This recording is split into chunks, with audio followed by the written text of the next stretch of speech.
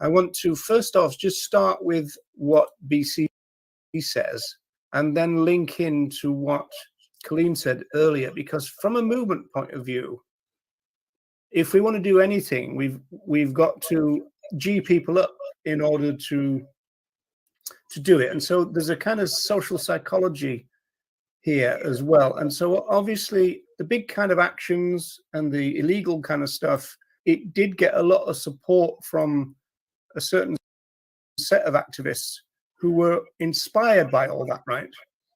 And if it had been, as it were, Francion's dream, and there'd just be vegan education right from the start, maybe, and this is almost a terrible thing to say, because this is what Colleen says here, is maybe that's just not exciting enough. I think there is an element of that. I think the problem is that people don't take time to analyze the actual effect of their actions, and I think people tend to kind of have a feeling that the kind of impact on themselves in doing an action somehow transfers to other people. In other words, if something's emotional, that's going to be more effective than something that isn't. There is that, there is that kind of confusion in people because they haven't sort of sat down and thought, well, hang on a minute, what is the actual effect of this? Analyze what the actual effect of this action is going to be, you see. And I don't think that kind of happens, because I think people are kind of controlled by emotion. I think it's all right to be driven by emotion. I mean, I'm very much driven by emotion in terms of fueling, that it fuels me to constantly, campaign.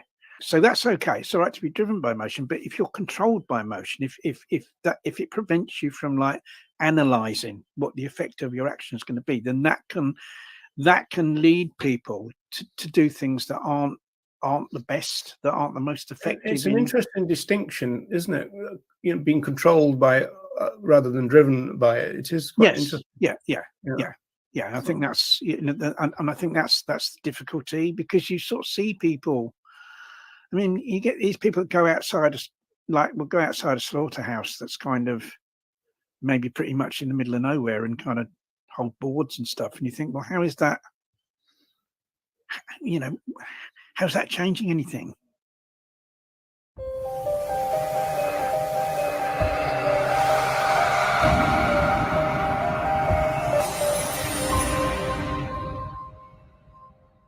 Hi everyone, we are the makers of the Animal Rights Show, and we're here to introduce you to the originator of rights-based animal rights.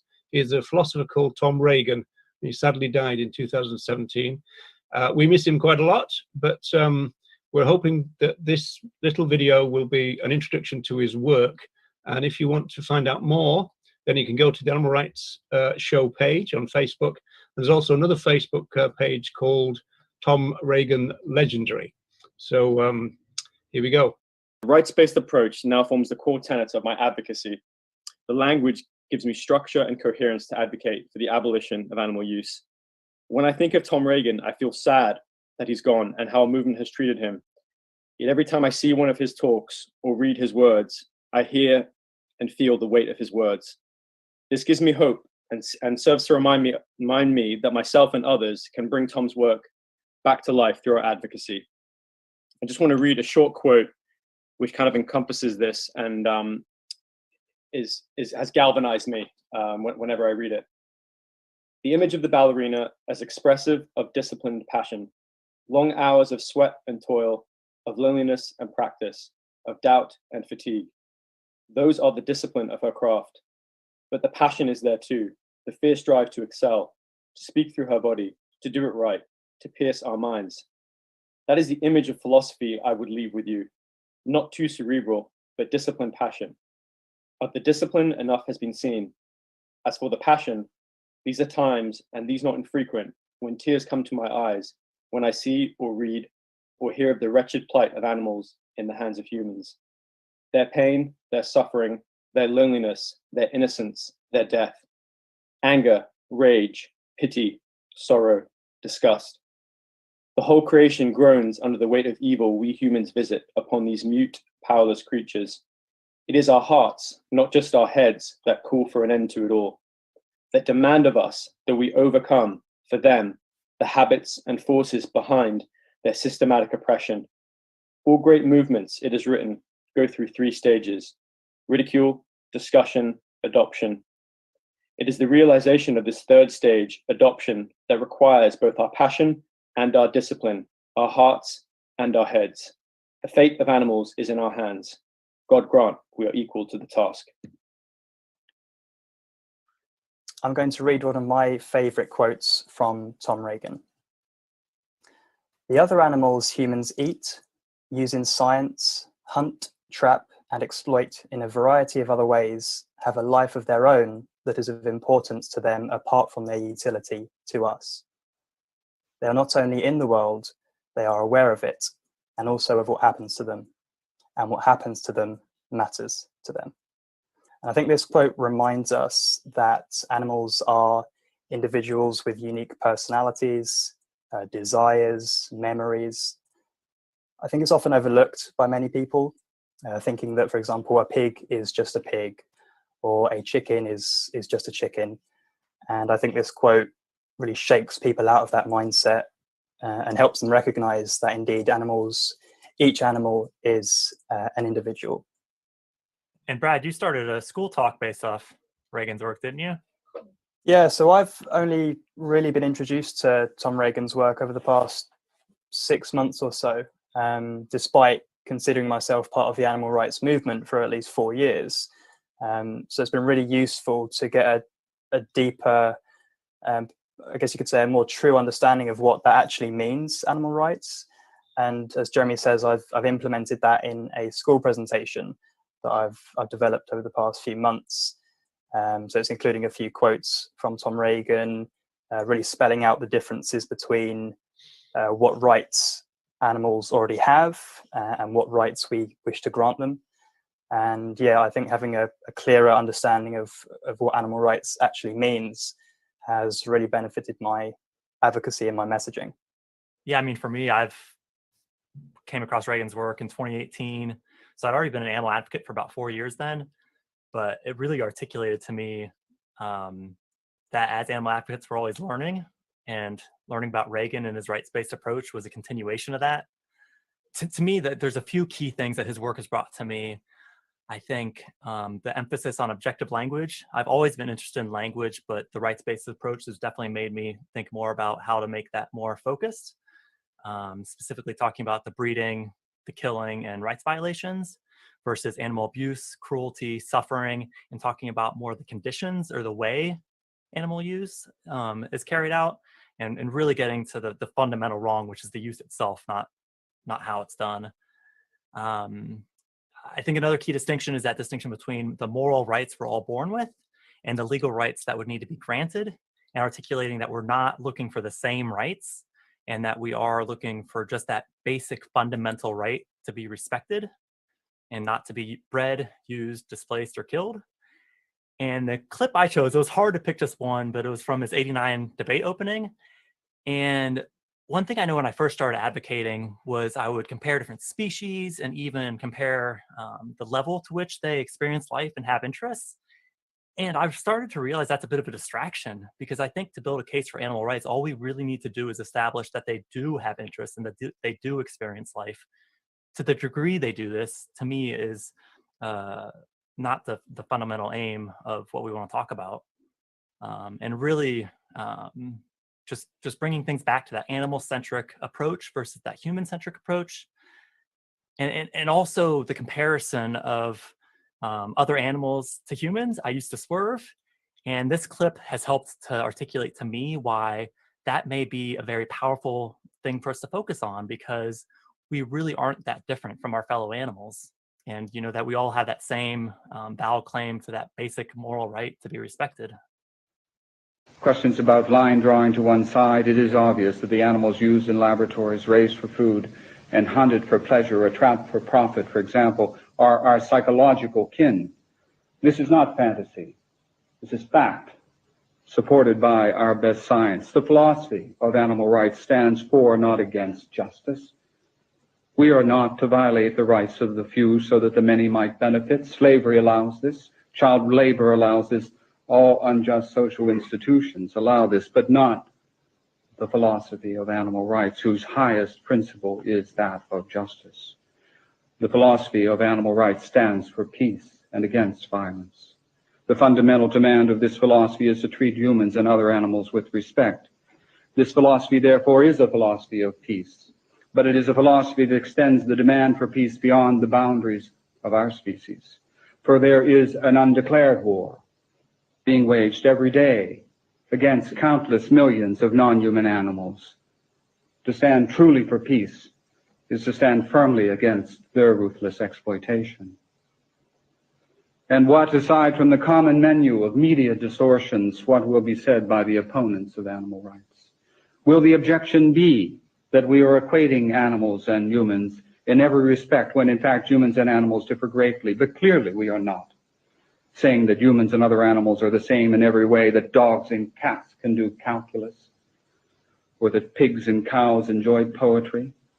What we are saying is that, like humans, many other animals have an experiential welfare of their own. In this sense, we and they are the same. In this sense, therefore, despite our many differences, we and they are equal.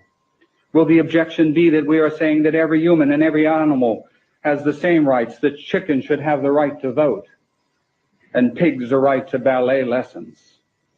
But of course, we are not saying this. All we are saying is that these animals and humans share one basic moral right, the right to be treated with respect. So to highlight and showcase Tom Reagan's work in this video, I've chosen a famous clip from a show in Ireland called The Late Late Show.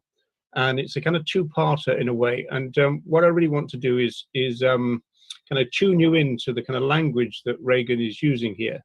For example, he gets asked a question that a lot of animal advocates get asked, which is, you know, are you saying that other animals have got exactly the same rights as human beings? And he's saying, no, that's not the case, and no animal rights theory says that. And he says, and you can hear this in a second, he said, we don't think that they should have the right to vote or the right to divorce. And he talks about those sorts of rights. But then his language changes, and then he moves from legal rights to moral rights. And he says that what we do think is that we should recognize their right to be treated with respect. So Reagan is saying that it's not about giving or granting other animals rights. It's about respecting the rights that they already have, as argued and within the case for animal rights, the kind of rational case for rights within other animals as well as human animals.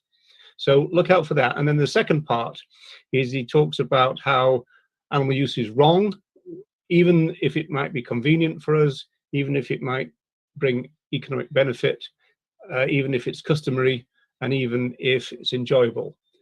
Those things don't excuse rights violations. So those are the things to look out for in this clip.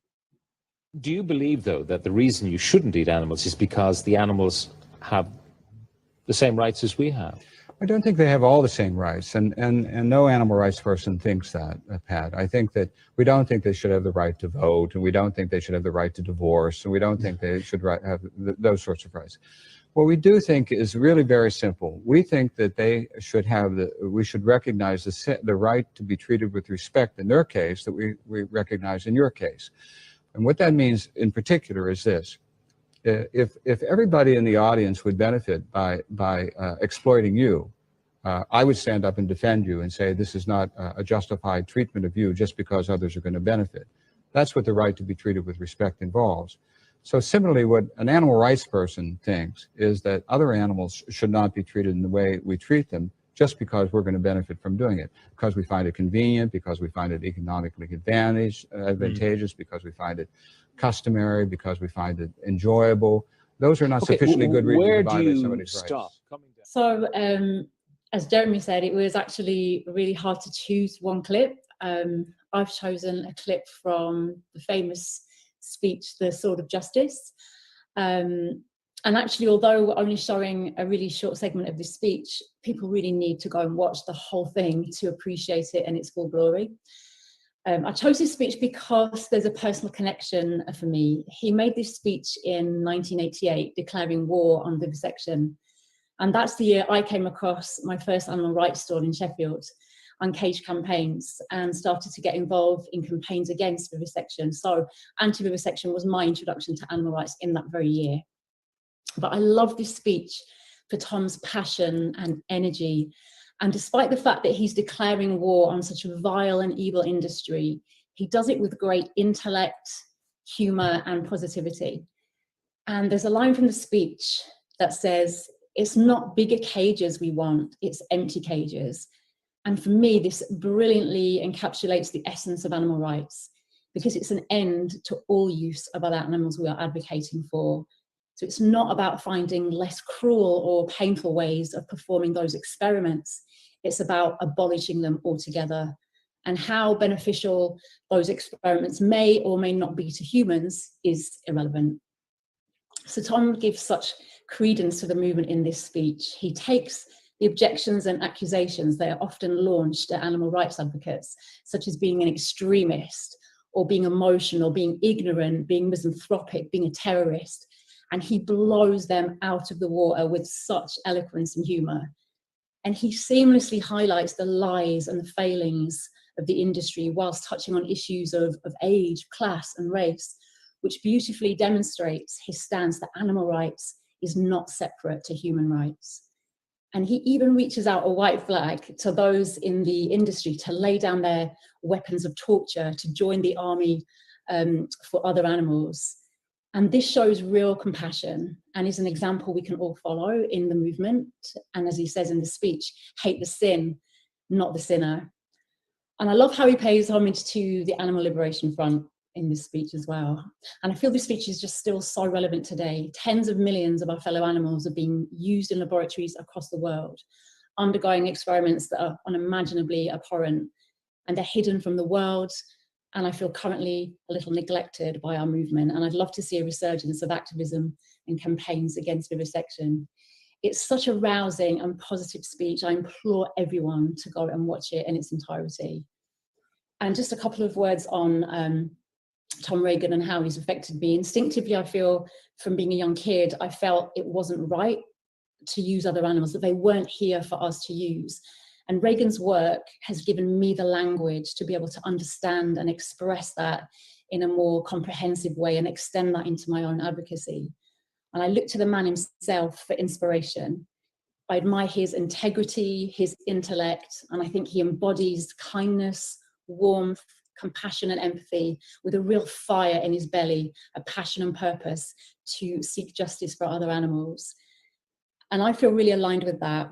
His work is an incredible legacy for this movement, and it's a real heavy loss that he's no longer with us.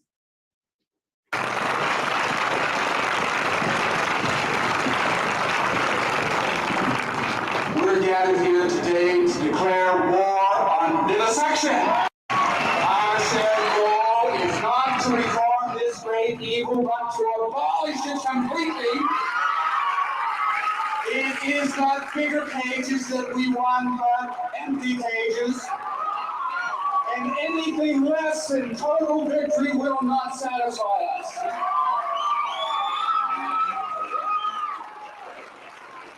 The position we hold, the abolitionist position, often is said to be extreme. And those of us who hold it are said to be extremists. The unspoken suggestions are that extreme positions cannot be right and that extremists must be wrong. But I am an extremist. When it comes to rape, I'm against it all the time. I am an extremist when it comes to child abuse. I'm against it all the time. I am an extremist when it comes to sexual discrimination, racial discrimination. I am against it all the time. I am against the abuse of the elderly all the time.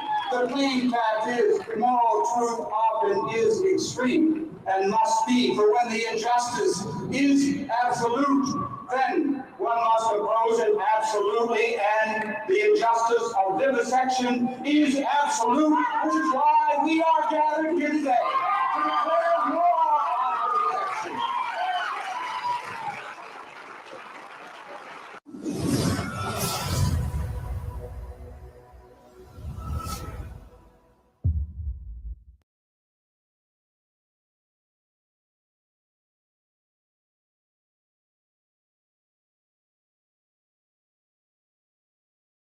But plans are disrupted by the birth of a lamb, Noddy. A ewe had been lambing with a lamb that was backwards. If I hadn't been there, the lamb would have been dead, no doubt about it. Revived the lamb, but the lamb is brain damaged. He's been deprived of oxygen.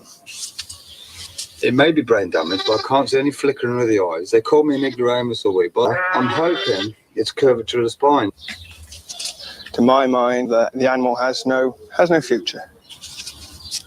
I've asked them to call the vet out. I'll pay for it, and I would pay for intensive therapy, if possible, for this lamb. But to whatever price, I'm not going to put a price on this lamb. Of course, John has come and seen this. I've explained to him. He wants to take the lamb away to a sanctuary. I don't know what the devil he thinks he's going to do to it. It'll be more stressful for the lamb. Being carted all over the country. I hope he comes away with me today. I'll get him treated by a vet and take to an animal sanctuary. I'm more interested in you now. I'm just going to go to that pheasant shoot, observe it, show my contempt for what's going on. But I'm more interested in Noddy now. For everyone except John and the pheasants, it has been a thoroughly enjoyable morning sport. Now, much to John's relief, Noddy and the imminent arrival of the vet have forced an early lunch. The last thing I want to do is to have to dispatch this lamb. But I'm not prepared to let this lamb suffer. If the vet's bill gets too What do you think, Pete? What do you think, Pete? I think this lamb's been laid in the womb. Yeah. Normally. Oh, yes. With its head twisted right round. Yes. And this is just a neck, stiffness of the neck problem. Yes. I think it'll come round. You think it'll come right? With treatment.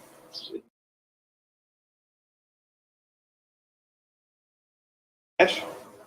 I think it'll come round. You think it'll come right? With treatment. It needs some, well, basic physiotherapy. Yeah. John's convinced that the level of care required by Noddy is not economically viable for Henry, and is keen to take the lamb away with him to an animal sanctuary. Don't go away with the thought if I was to take him away, I would be able to take him to a sanctuary.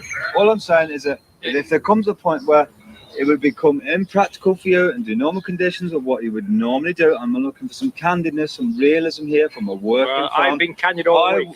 We've got all the other lambs to look to maintain. So you're more experienced a shepherd than I am. I never said that. Well, then it's better stay with me, isn't it? With his mother. No, but I wouldn't. Why do you seem to think you can do something that I can't? A sanctuary would kill it.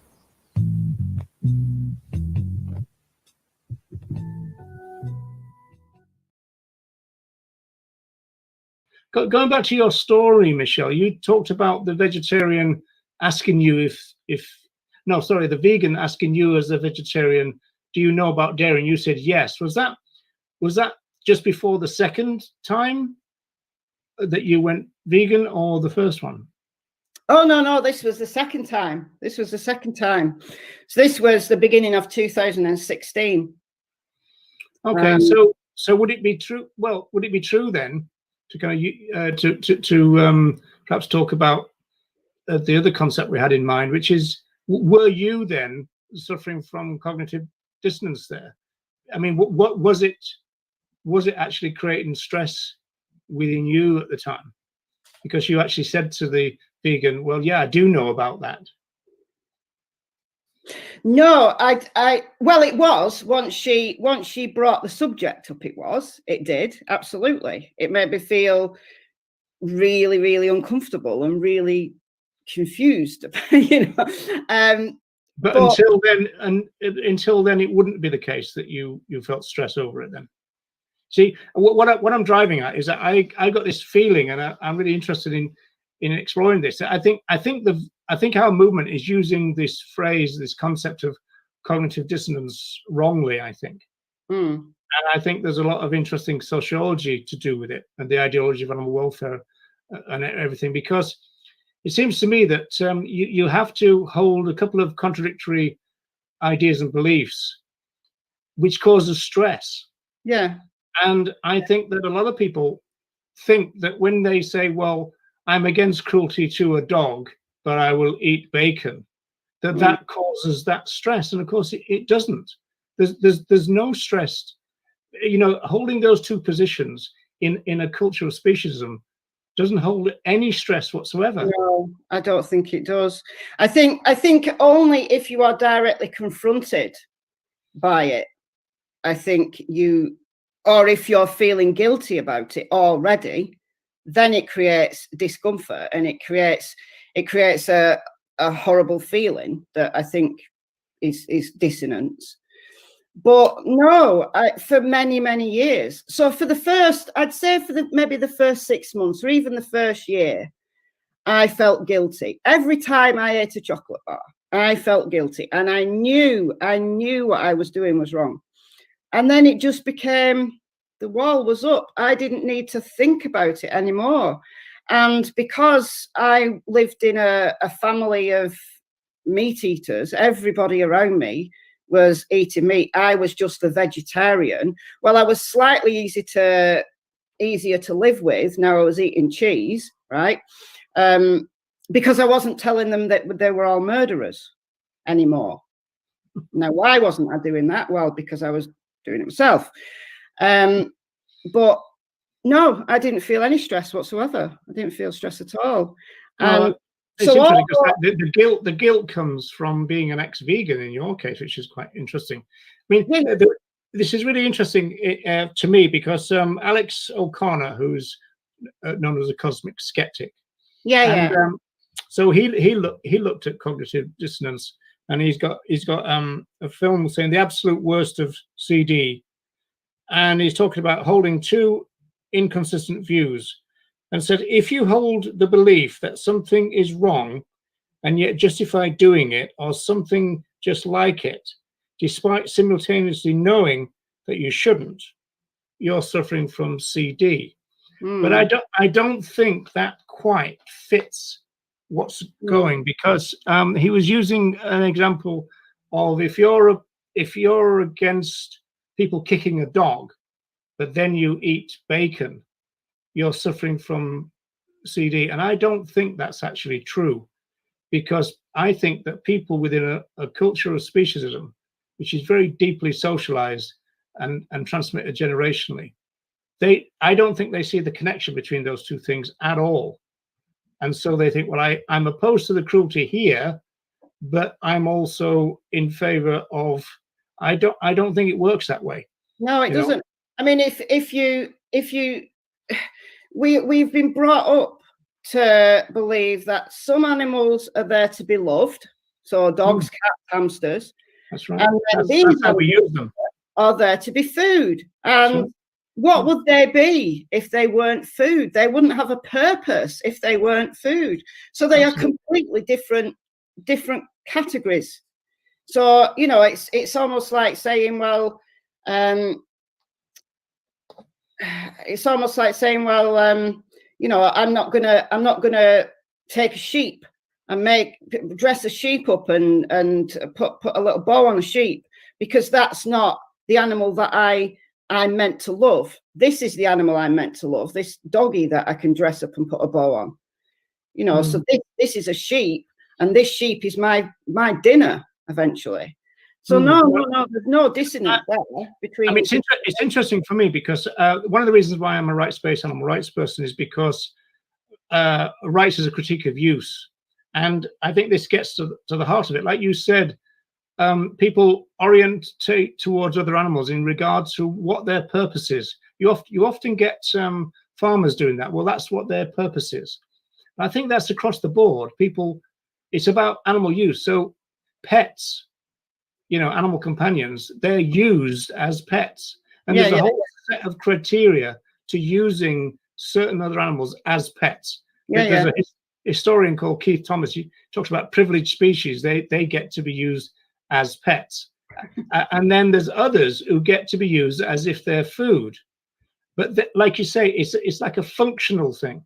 Kind of like, well, what is their function? Okay. And so I don't think that when you're talking about two disparate types of function, that people are kind of putting them together. I think that what the vegan movement wants to do is to suggest to people you should make those connections, and therefore you should feel cognitive dissonance. What we tend to do is assume that they do, and I think that's wrong. I don't think they do. I think that's what we want them to do with the information that we give them. Does that make sense? Yeah, it does. It does. I mean, it's interesting from my perspective, because there's no way in the world that anybody would have got me to eat beef. So in all of the years I was vegetarian, there is no way in the world anybody, they'd have had to give me like £10 million for me to agree to eat a slice of beef. And even then I'd gag and probably not be able to put it in my mouth. But vegans should do that, Michelle. The vegan strategist says that if you get paid enough, you should eat the animal flesh in order to use the money for animal rights. Anyway. I think everybody's got a price. Everybody's got a price. So I don't know. It would have to be a high sum. It would be a high sum, but I would agree at a certain price to eat a slice of beef. Anyway, there's no way anybody would have got me to do that. But yeah, I would happily drink a glass of milk. So, and I had no guilt over it. Not once I'd got that wall up, I had no guilt over it. It was there. It was absolutely there. And it took like a major trauma in my family in 2014 for me to recognize it was there. And then it took me another, not 18 months to, at that time, I was starting to feel the guilt. The guilt was back. Every time I drank milk or ate chocolate, the guilt was back, and I knew it was back. So I think my friend Tara just sitting down and in the work canteen and speaking to me whilst I was actually eating a cheese sandwich, which I did not finish, by the way, and said, "You do know about dairy, don't you?"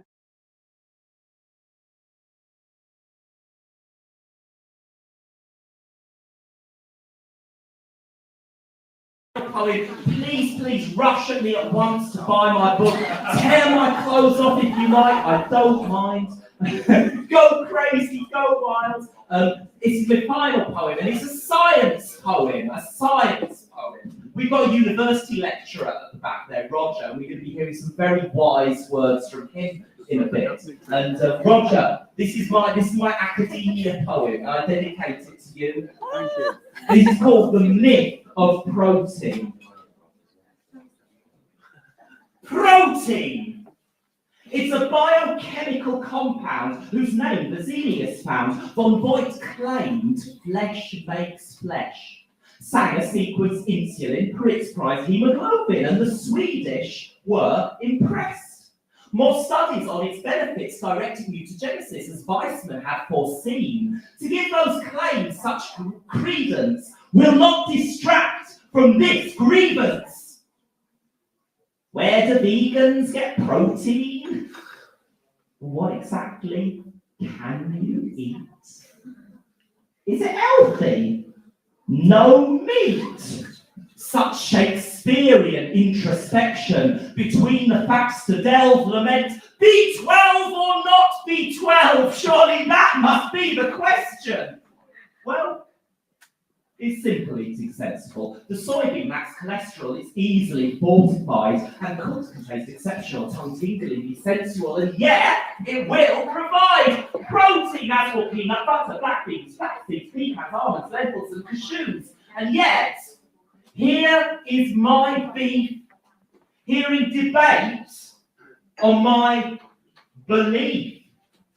People questioning what I choose. You see, I don't choose for pigs to feel. Now, I don't just believe that their pain is real. That's fact. It's not myth. It's not needed. So can we in evolution swap those myths for resolution? See that cruelty superseded the facts of proteins chemistry, their documents throughout history laid out plain and clear. So, I hopefully wait for an honest, heartfelt date when proteins myths will finally disappear. Thank you very much. Cheers. Grab your food! Join us back live becoming very thank you. Music, please, music. Cheers, thank you. Find the book. Nice one. Woo! But it's really the goal here today is I know myself and several others on the call have been really inspired by a rights-based approach. And probably the biggest shock is realizing that's not the dominant theme in the animal rights movement. So that's really the inspiration behind this session, and quite honestly, the animal rights show in general. That's the focus of this.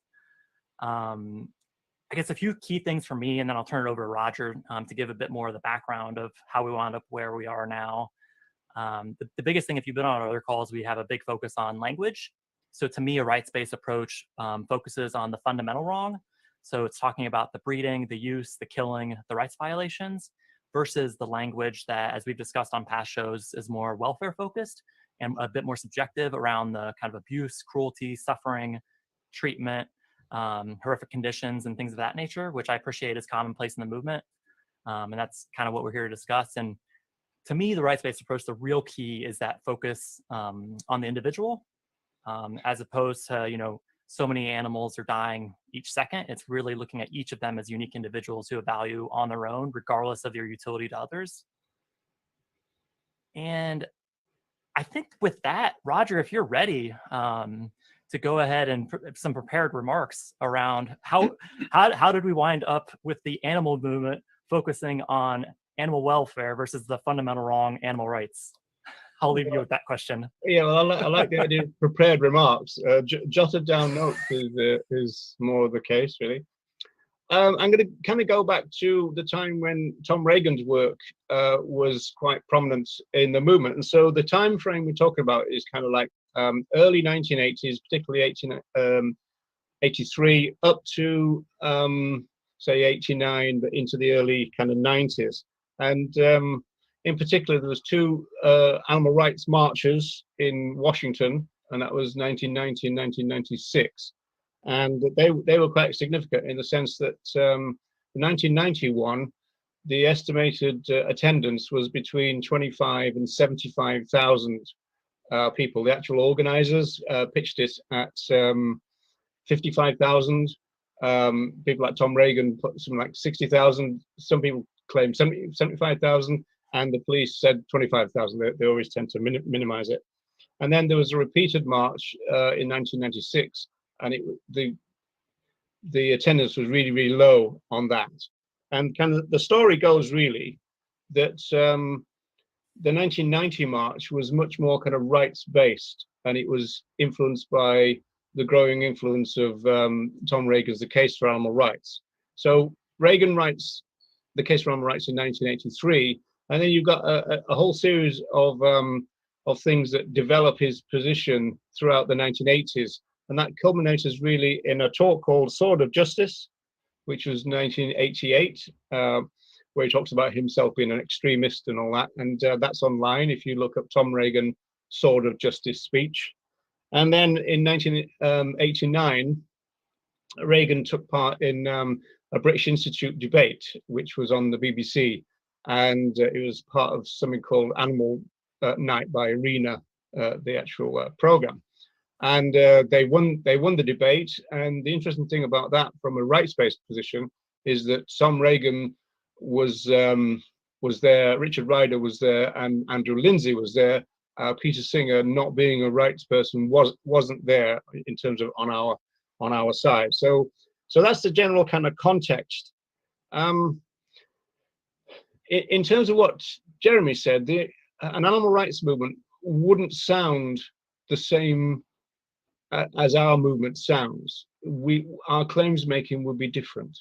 The language that we use would be different. And in particular, we'd be talking about other animals being rights bearers, and in particular, again, that the use of them or the exploitation of them would be a rights violation.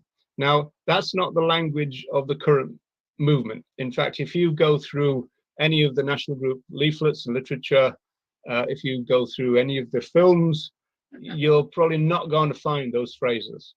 You're going to find phrases like animal suffering, cruelty to animals, and even things like have mercy for animals, this kind of stuff. So it's a kind of don't be cruel and have mercy movement, which means that when we talk about other animals and our relationship to them, it places in the welfare paradigm.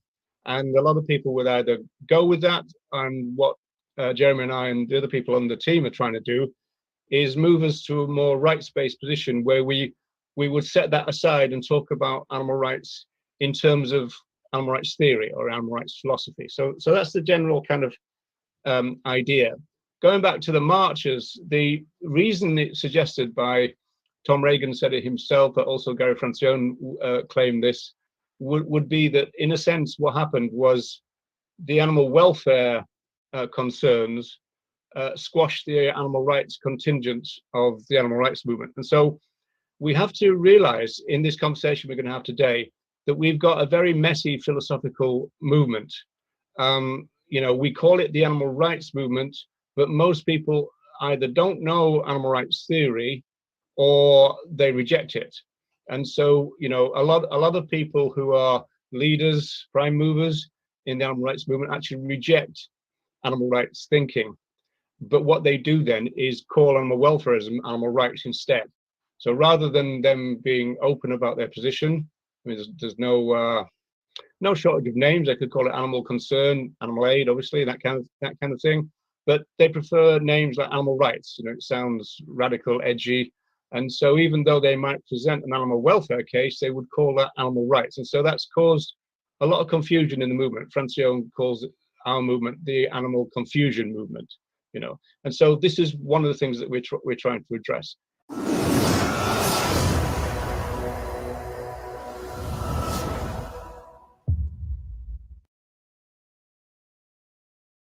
We're not animal lovers. We respect animals. We respect our neighbours. We don't love our neighbours. We respect them. We respect their right to live. We understand socialist groups who say to us that you can't achieve anything under the present capitalist system. We understand this argument. And we feel we have gotten no illusions about the present system. 10 of these. 1.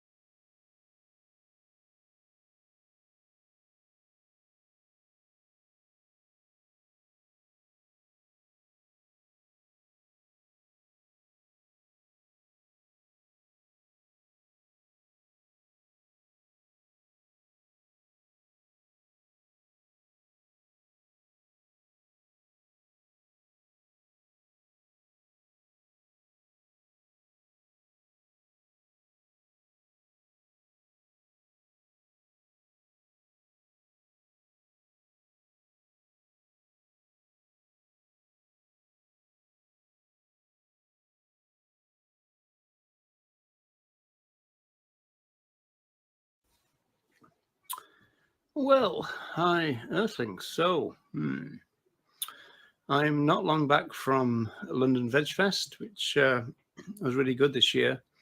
One of the reasons why I love London Veg Fest is it's kind of like, I kind of see it because it's on 3 levels. I kind of see it as a kind of conference with like restaurants below in a way, which is quite interesting, vegan restaurants below.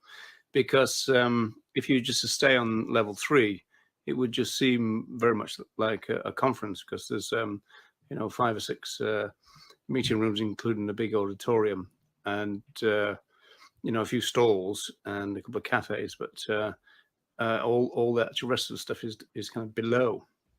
Anyway, during one of my talks there, I was talking as ever about the vegan social movement pioneers.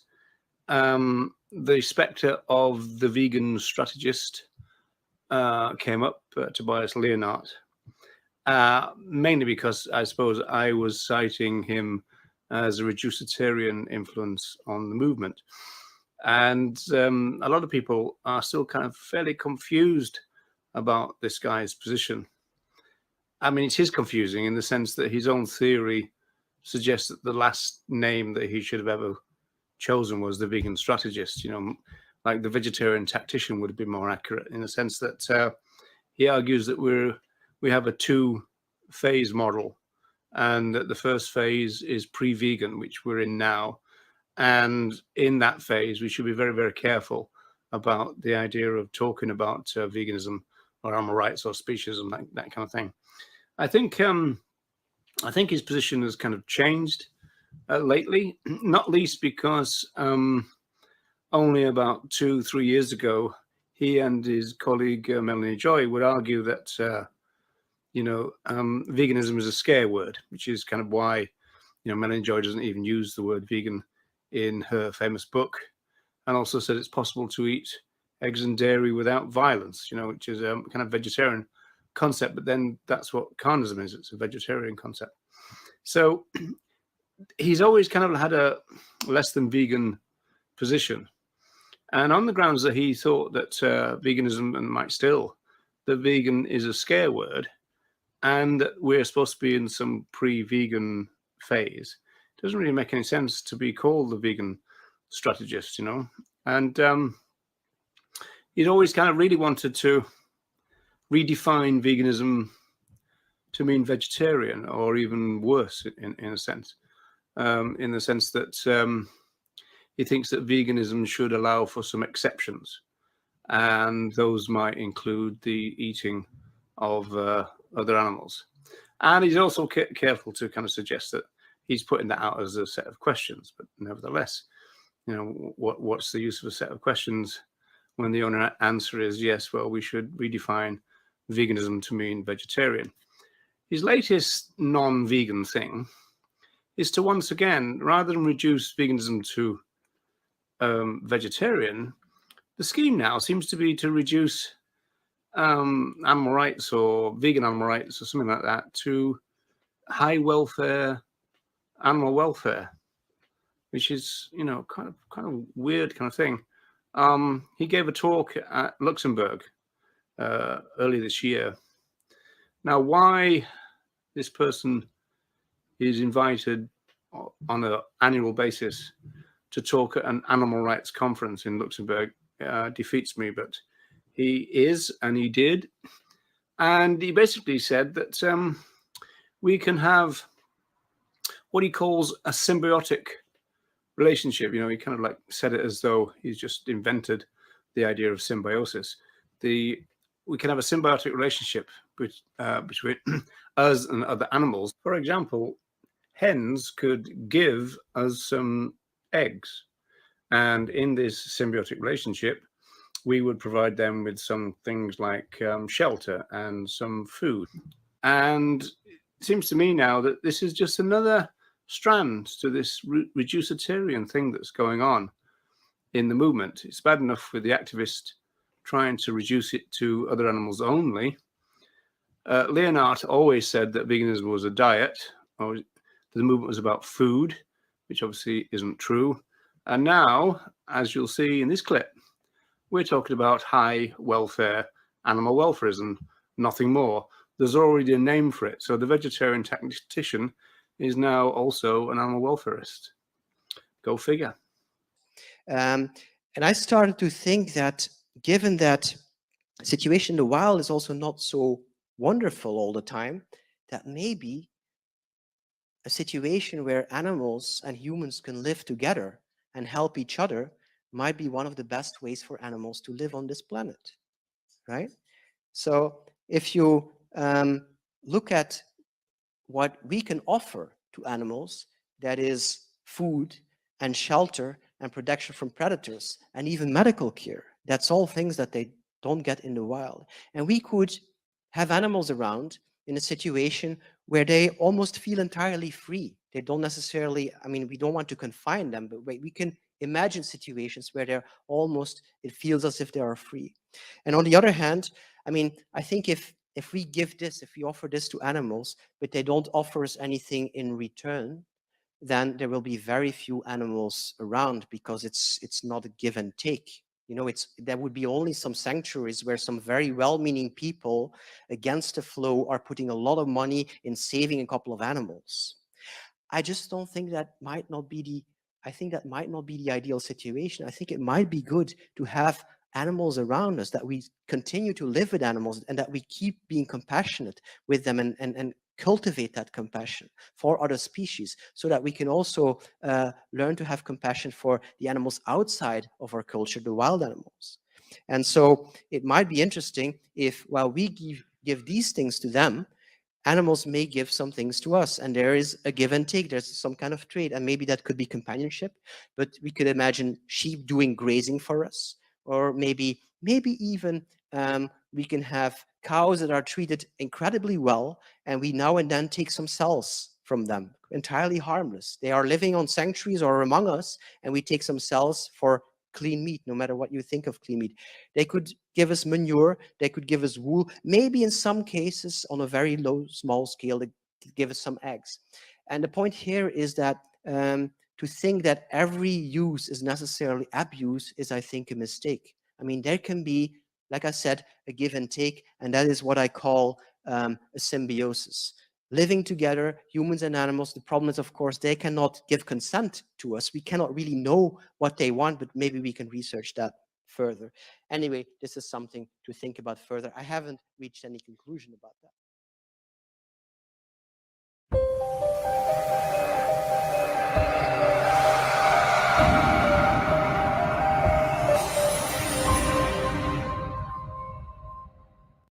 And I think real quickly, Wendy had a question that I think maybe you could touch on, Roger, and then Harold has an X, and then maybe we can start to wind things down. But Wendy's asked, what about supporting campaigns like PETA against Canada Goose specifically? I mean, do you think, Roger, there's instances where we should work with these organizations, or should we just get as far away from them as possible? Well, with PETA, I'd close PETA down tomorrow. In fact, I think PETA should have been closed down years ago because of their overriding of women's rights, their ableism, their sexism, their racism. I mean, I think it's a disgusting organization, and nobody should go anywhere near it personally. And the thing is, we're in the age of the internet now, folks. We don't need these big mega book corporations anymore. We can do it ourselves. We can organize the vegan fairs. We can organize the grassroots. We can organize the big events, the marches. You know, this goes back to social movement theory.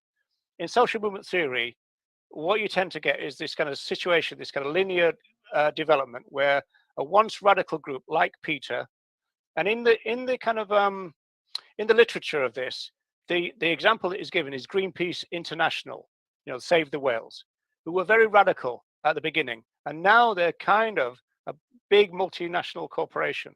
And that's kind of what's happened to PETA. When they started, they were very radical. They worked with Francione.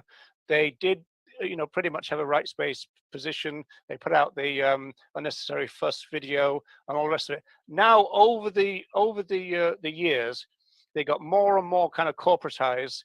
They got more and more professional. They've got more and more business orientated, and that means that their message is moderated. And like all careerists, they're worried then about their wages and everything, and about their message. And so this is the kind of story of that. And you know, and one person to follow to look at that argument is Corrie Lee Wren, who's a sociologist, and she talks about that quite a lot in a new book and also on podcasts. The kind of moderation of groups as they grow bigger and become professionalized. And it's a thing that doesn't just affect the animal movement, it affects all movements. And so if you keep it grassroots, it tends to be kept on a more radical level. They've got, in a way, less to lose, I suppose you could put it that way even, you know. So yeah, so there's that. But no, I mean, I would close Peter down. I really would, you know. You see, our movement is based on justice. You can't have Peter existing in a justice framework. It just doesn't fit. I don't think we'll have to worry about anybody misinterpreting that message. Good. And that's what today is all about, isn't it? Sending clear messages. And I think Harold said he had some thoughts to add. Yeah, I would just to build on what Roger said, that this is something I've studied about organizations, nonprofits in general. And there's a great book I just grabbed that everyone should read. It's called Protest Incorporated. It's written by a couple of Canadian researchers. And it talks about how, and Sierra Club is probably one of the best examples in the United States, that they, in 1970 with the first Earth Day, they did a lot as an environmental group. We got lead out of gasoline. We've got the anti-nuclear group grew out of it.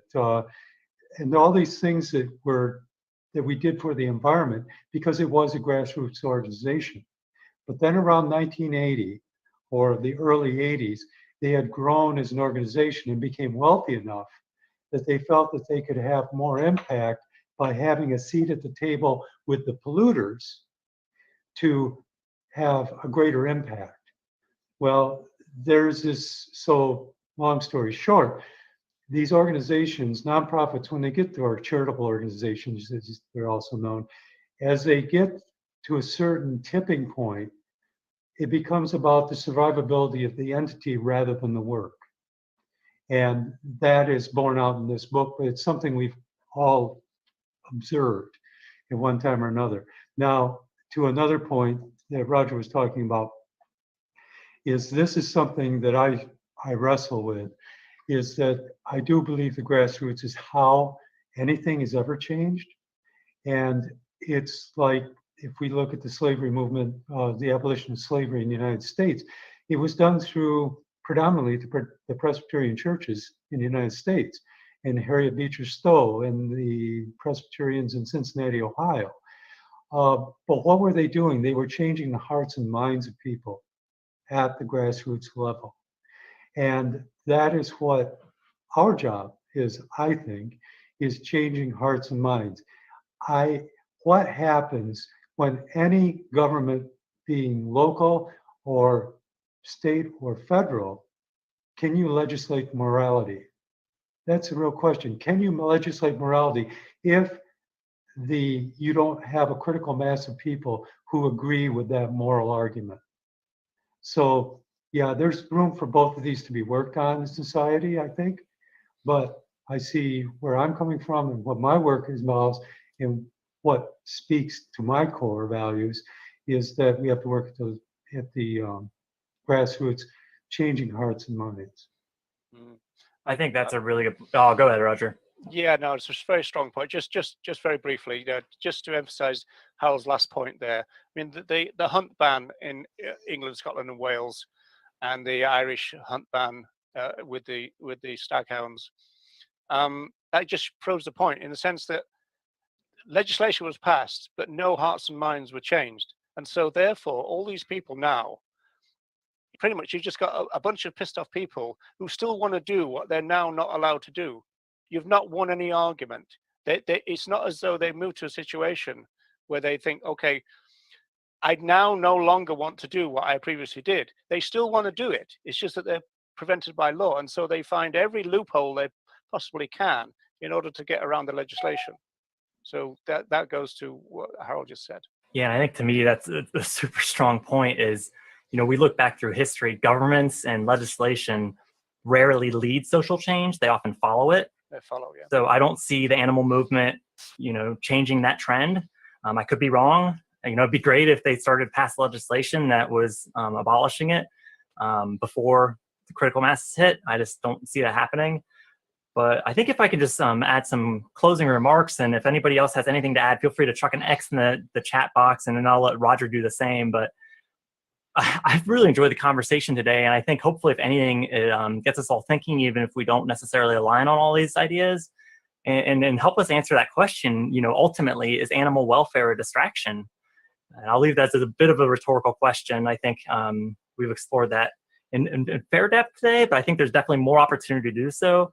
We've been doing those, for those of you who've been following us, we've been doing the Facebook Live videos for a few weeks now, and we're trying the Zoom thing out, and I think it's been really good for interaction, which to me is at the heart of exploring these new ideas. Is the more voices, the better.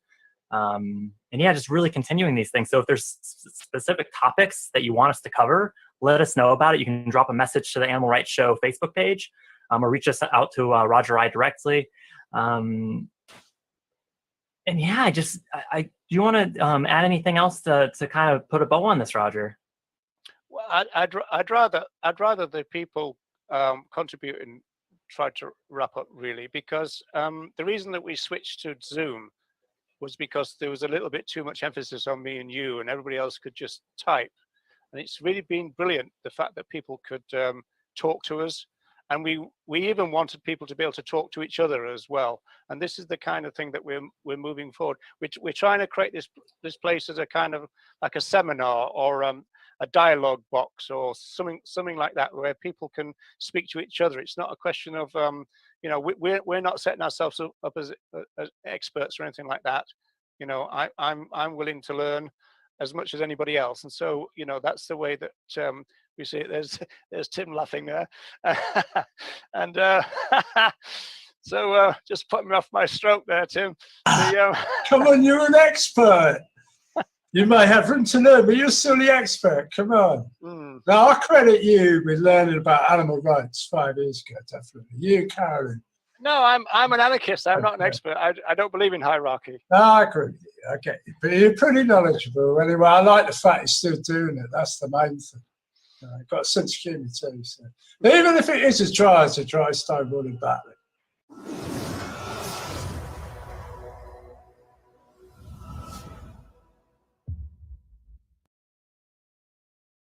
And welcome to Still Alive, everyone. This is is it 8?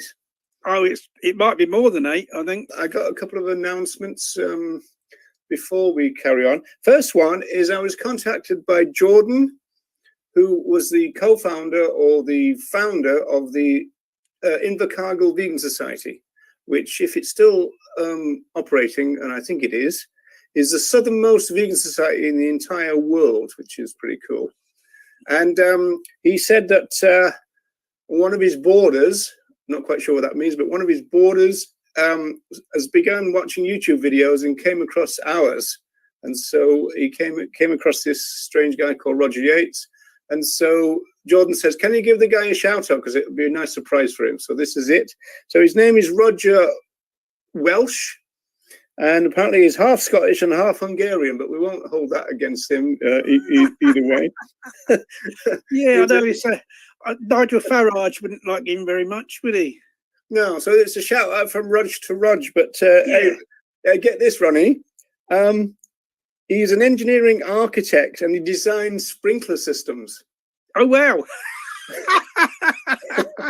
He'd have had some work to do in the 1980s, wouldn't he? Yeah, he could have been around when that Dingle's place burnt down because mate, because they needed people like him to maintain the sprinklers, which weren't maintained, were they? Yes. We've got double Rogering. Okay, a double Rogering, or you. That's a different show we do.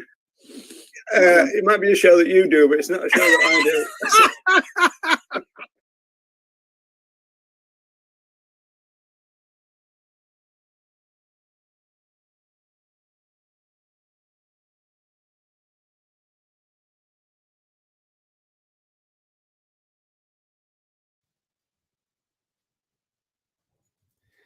Okay, so this is going to be a video diary of the difference. I'm dog sitting for this week, and thought I'd show you some of the adventures we might get up to.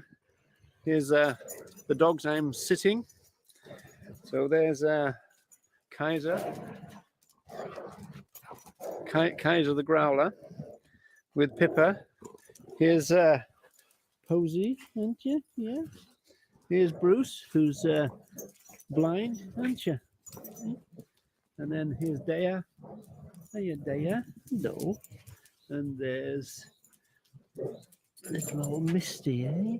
How you doing? So some of them are getting on, as you can see. So I've got my my hands full already. Been on mopping duty, and I've just arrived. So. Well, one aspect of having a nice piece of toast in the morning in a place like this is that you've always got an audience.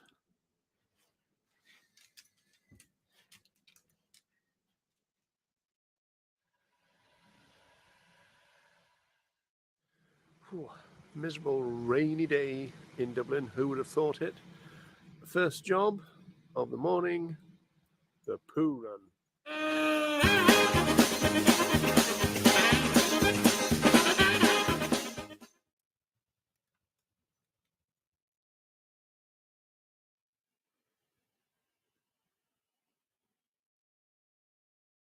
Oh, a real bonus for me doing this is that I can see some great DVDs on a big screen. Look at that.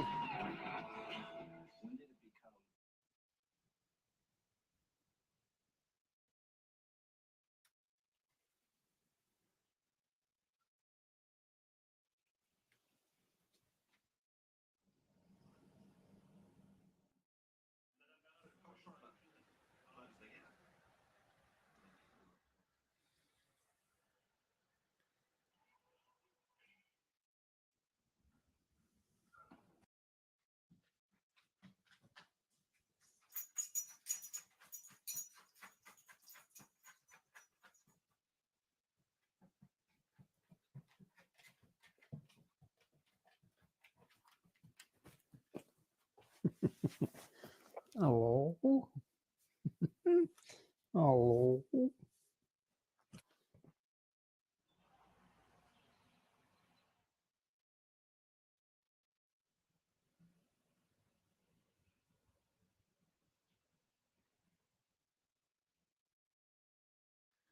We're on day 3, and first job is to go and rescue a couple of greyhounds from their sleeping quarters. I've got the blind. Here we go. Hey, Brucey. Dog coming with me. He how he does it is presses himself against your leg as you walk, so he knows where you're going, which is pretty good. But he also knows the territory. Here we go.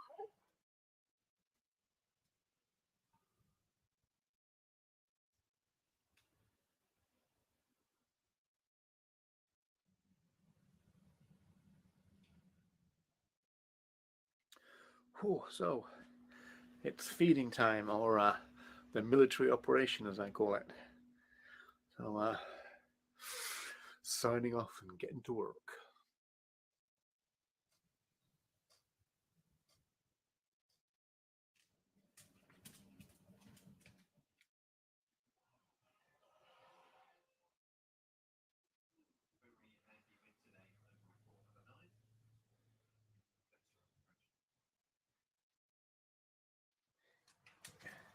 Come on then. There we go. Yeah. What a foul beastie of a day. The new is absolutely throwing it down. And whoa, come out the way there. And we have a bit of a flood here. So we're up to taking the 2 greyhounds to their accommodation. Whoa, whoa, whoa, whoa. Got Bruce with me as ever, all faithful. And it's absolutely clapping it down.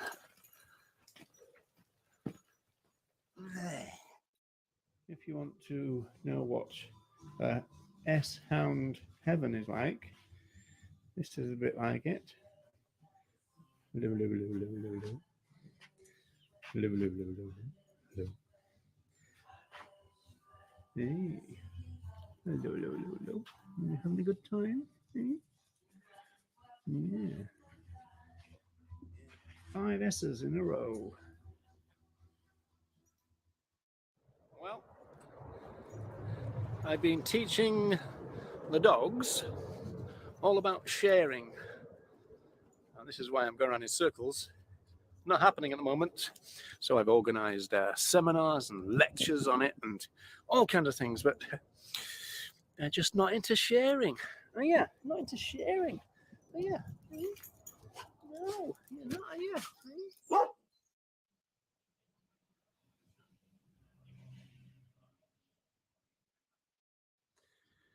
Just want to say, in relation to Roger versus the Pooh, the winner is the Pooh by a knockout and a bit of a pong.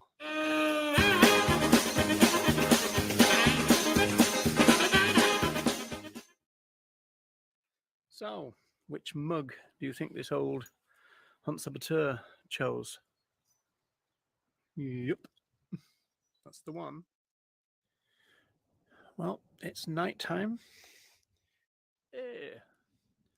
Hey, look-see. Yeah. Oh, Brucey. You old tin, aren't you? And there's Kaisi. Hey, Kaiser.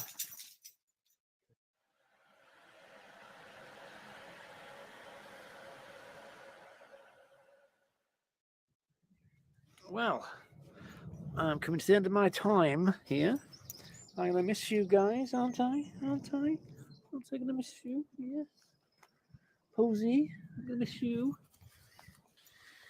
Yeah, we're all going to miss each other. Brucey. Hey, Bruce. Hey, Brucey. Hello there. How you doing? Hey, how you doing? Hey, how you doing? Are you going to miss me? Are you? Hey? You won't. You won't. Kaiser, you won't, will you? Yeah? You won't, will you? You won't.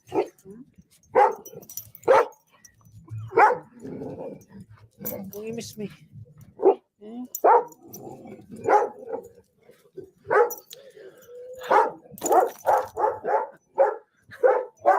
I might miss them.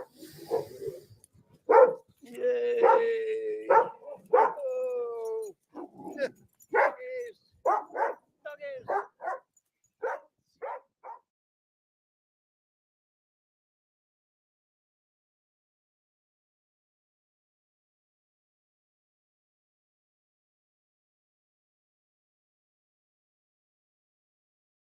Hey, Earthlings. So I recently subscribed to the channel of Michelle Lowe. She's a psychologist and I'm a sociologist, so there's quite a lot of content that I'm really interested in. And Michelle made a really interesting video lately, and I wanted to make so many points that I thought, well, the best thing to do would be to respond with a video, and so this is that. I was going to, in the spirit of Michelle, wear a big baggy cardigan, but I forgot.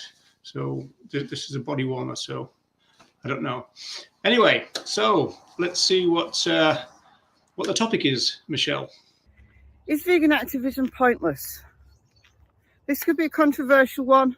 So it's hugely complex and we have no idea how effective street activism is. We have no idea. So street activism. Yes, I've got something to say about street activism because I've been doing it since around about 1981. So let's see how Michelle develops her argument. Well, how do we... Oh, little squirrel! I just seen a squirrel. We've all been distracted by a squiggle or two, haven't we? Yes, indeed. So take two. Since the 1980s, psychologists have been talking about the factors that are involved in attitude change and when is persuasion most likely to result in permanent attitude change. Attitude change is difficult for any campaign that is getting people to do something that's completely alien to their lifestyle, especially, you know, like in terms of getting people to give up animal products. It's so ingrained in Western society. The advertising is pretty much complete. You know, people are just socialized into it generation after generation, these lies that have been kind of fed into society. So I would say that the best means towards attitude change is community-based DIY politics. And the best people to do DIY community-based politics is the grassroots of the movement, the backbone of our movement. So that's where I would go with that one. In relation to socialization processes, of course, I agree completely with Michelle. In fact, I've got a video. Don't know if it's that way or this way, whatever. I've got a video, a full-length video, all about that. It's about the generational transmission of cultural speciesism. So maybe check that out. The current vegan activist movements that we've got, the well-known ones that we've got, how effective are they? The short answer is we don't know. But what is the point of them? If you're already vegan and you're angry and you want to do something to help animals or just to vent your anger or to meet other people who have a similar goal, then the well-established activist groups are great for that. Well, there's quite a lot to unpack there.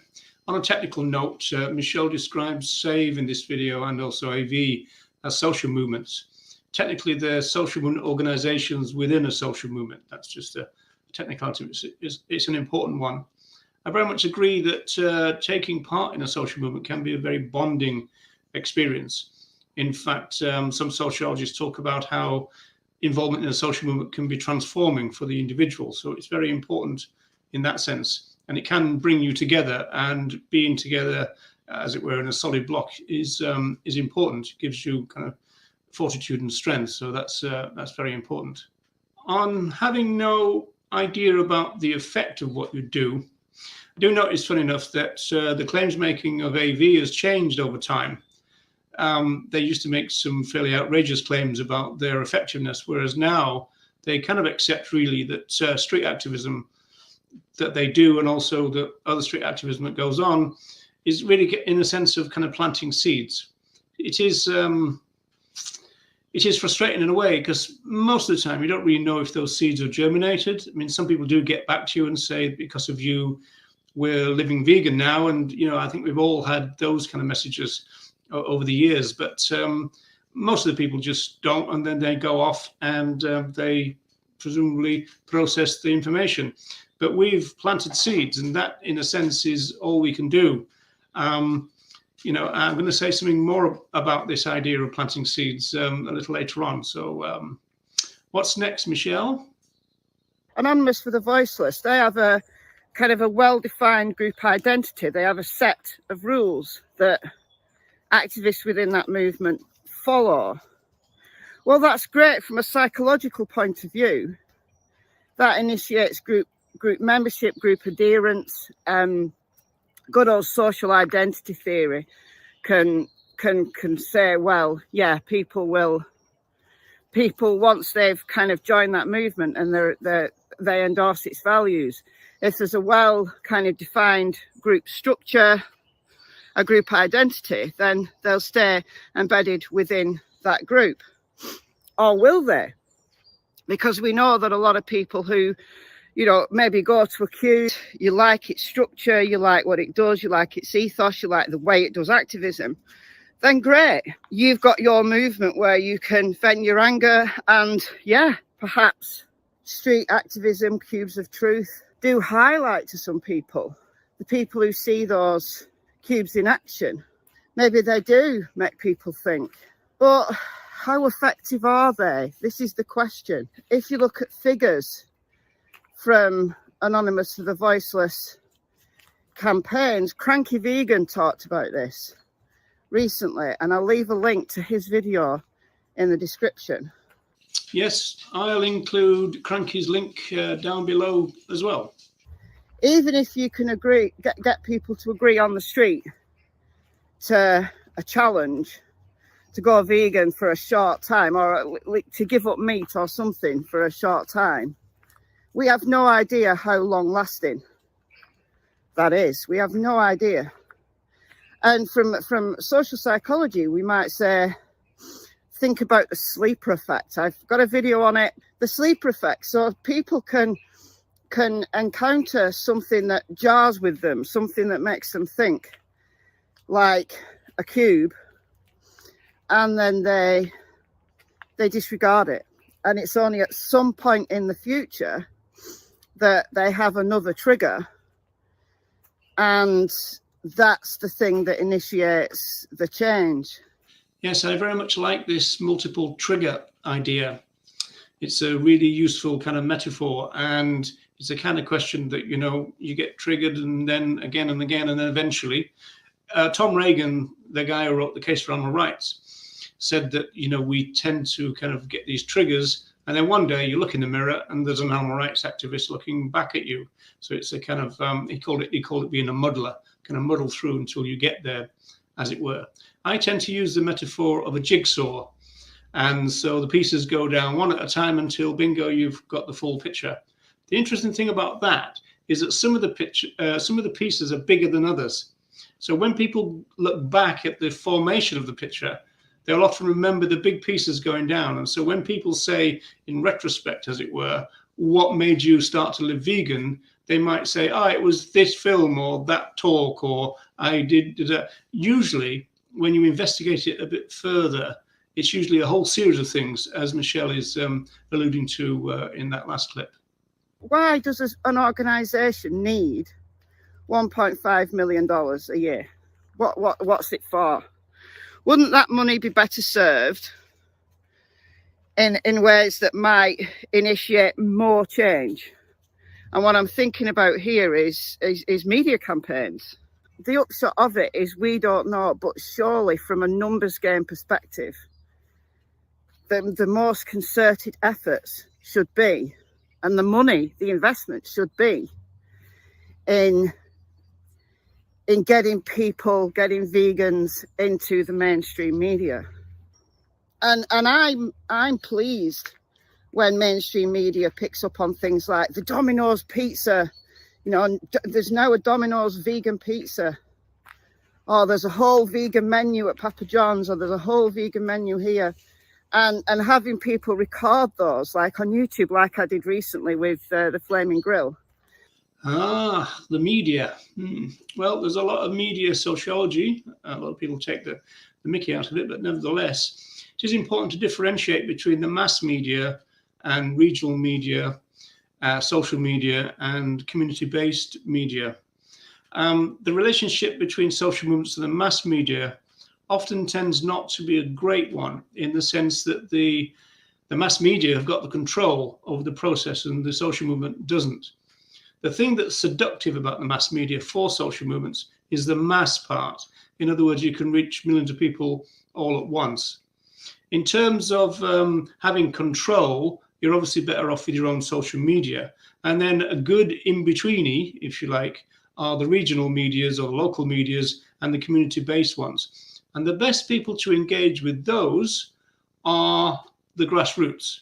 There's a long history of that, and they really are the best people to talk to their own local people. You know, it's a citizen talking to a citizen situation, and what's better than to have a local person talking to locals, you know, over the local media. So that's the best thing there. The grassroots, again, wins out. The other big movement is the Save movement. Now, these guys go to slaughterhouses and they stop trucks and they give water to animals and just give a few moments of of kind words to the animals in the trucks. Now, again, that's initiating, for those people involved in that movement, that's initiating a group identity that is useful for those people involved. And for those animals, right, just having a few words of kindness, that's nice. It's heart, it touches my heart. But you can do that without the need for an organised movement. I've done it myself.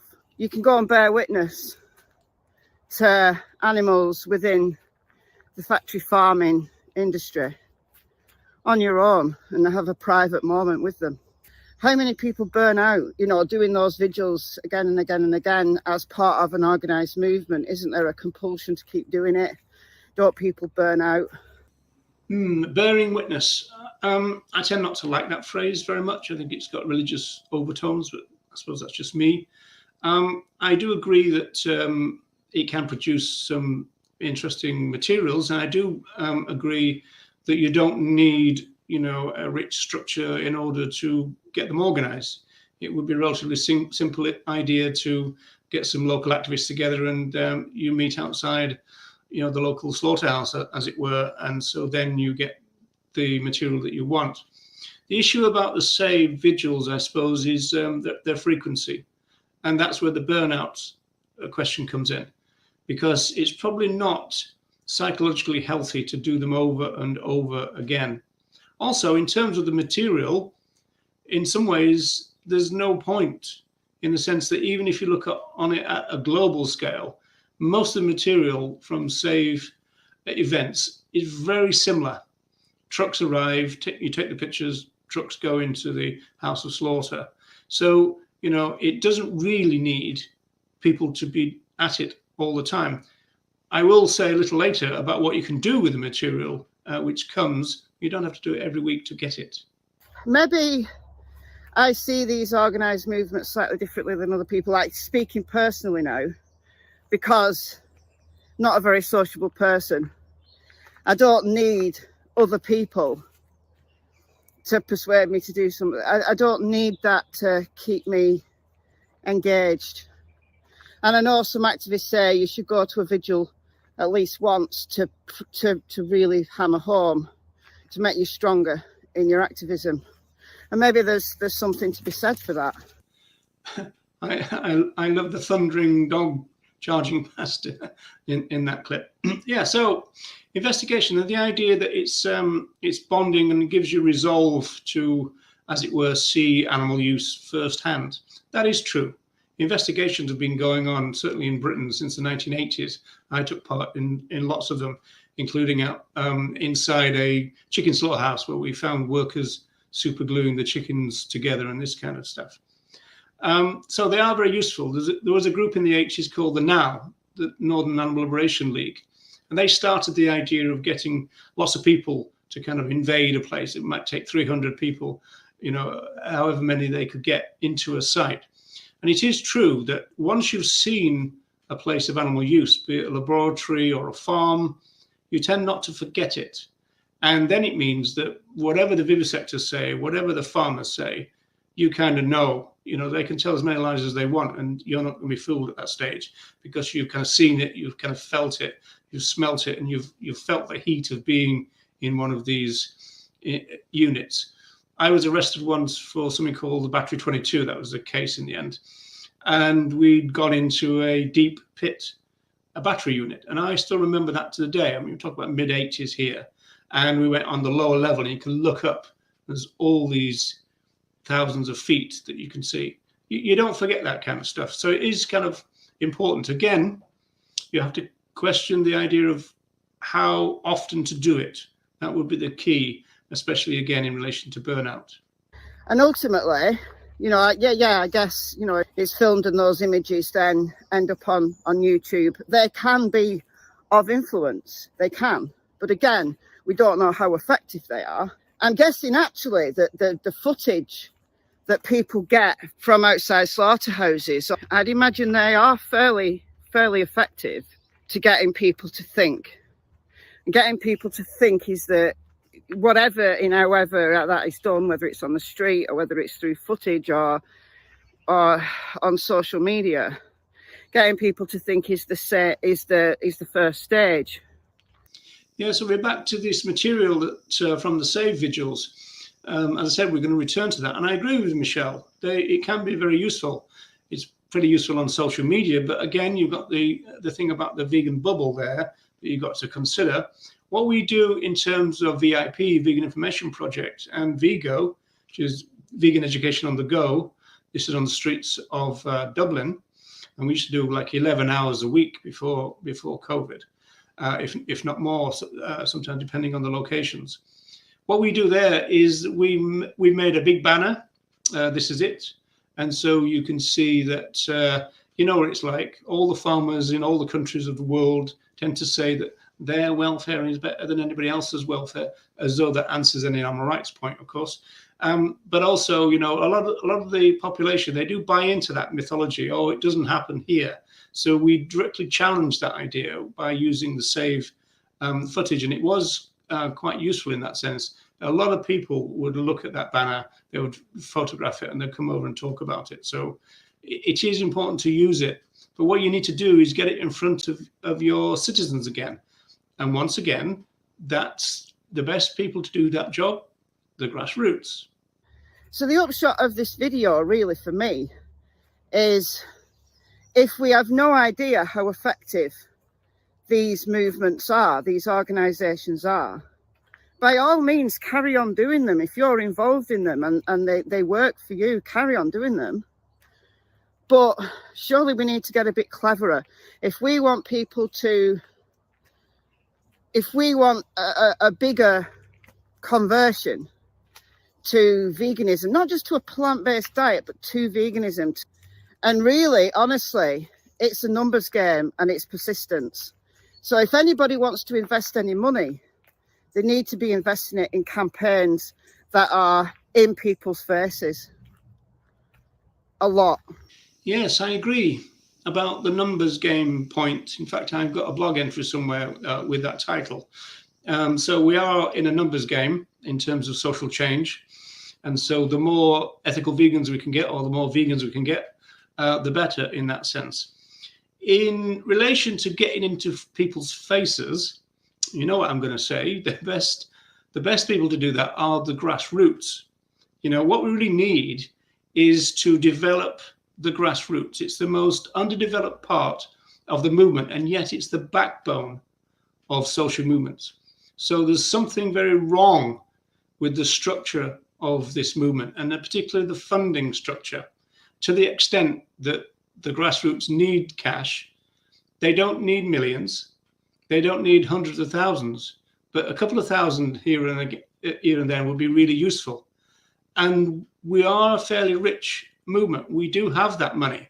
It's just that it goes into these power centers, or now to a lot of individuals, and it gets held there, and it creates a power elite within the movement, and they hold on to all the cash. Whereas really, the best thing we can do on just about any level you can think of is develop the grassroots. And that's the thing that's not happening. And that's the thing that worries me, as I've said in previous videos. So let's develop the grassroots, folks, because they do the best job. This is the age of the internet. You know, we can all put out the videos. We can all have social media. We can all do the mass media. We can all do the regional and the community-based media. What we really need is, for whatever's going on locally, is we need a lot more of it, and everywhere and all the time. That's really the future of the movement. The development of the movement needs that. Let's build the grassroots. Okay, Earthlings, rant over yet again. So thanks to Michelle for making the video that prompted all these points, and I hope I've been able to constructively add to them. Thanks to all you Earthlings for tuning in. Thanks again, and take care of yourself, and bye for now.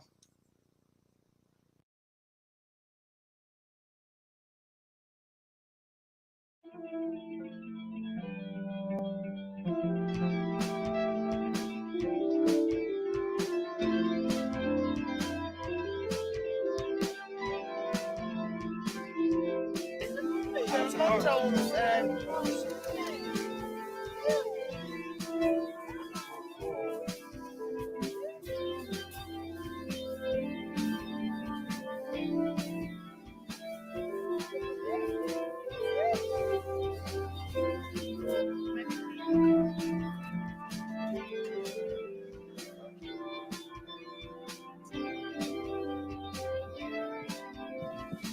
This is Rudy. and this is Ruby, and this is Mandela.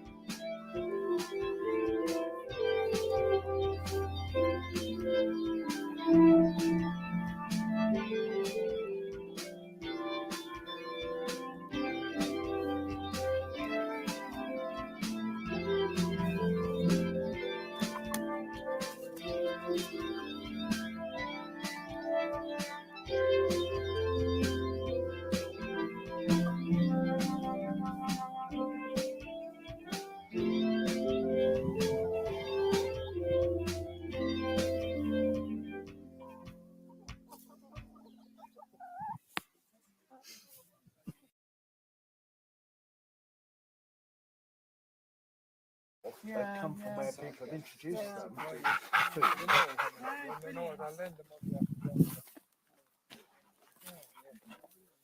Oh, Mr. Pud, I told you she'd follow. She always Are you filming?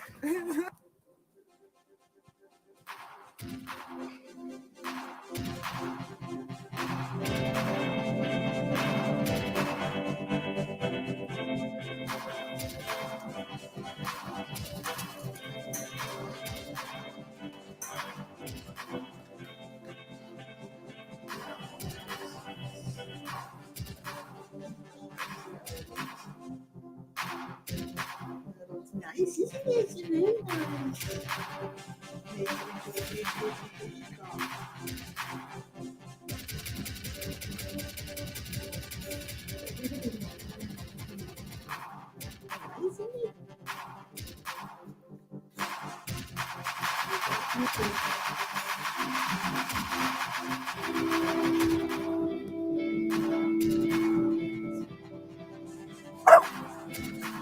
It's not possible.